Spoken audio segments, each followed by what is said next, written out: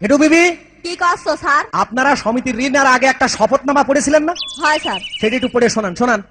দাঁড়াও স্যার, করছি। দেমানি সার বুঝলেটা ধারো তো।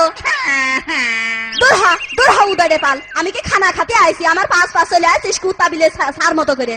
ভাই এখানে ভাই। স্যার ওই হইল গিয়ে আমরা পড়িছি যে, মনে পড়েছে স্যার, আমরা পড়িছি যে আমরা ভূমিহীন, বৃত্তিহীন, সর্বহারা, আমাদের জমা জমি কিছু নেই, আমরা সমিতিতে ঋণ নিয়ে ব্যবসা বাণিজ্য করব, আর সময় মতো কিস্তি দেব, কিস্তির দিন কোলে ছেলে মরে গেলেও কুলো দিয়ে ঢেকে থুয়ে কিস্তি দেব। এইটা পড়িলাম স্যার। তাহলে আপনি আপনার পণ্যের শাড়ি খুলে দেন, আমি অফিসে জমা দিয়ে আমি আমার চাকরি বাঁচাই দেন। মাছি থাক, তুমি কি করছো? তোমাদের মাছ আসি নেই, পণ্যের শাড়ি খুলে নিবা? মাছ আছে নাই বললে হলো? আমি তো কোনো না কোনো মেয়ের সন্তান, হ্যাঁ? আমার তো মাছ আছে, খালা ফুবু সবই আছে।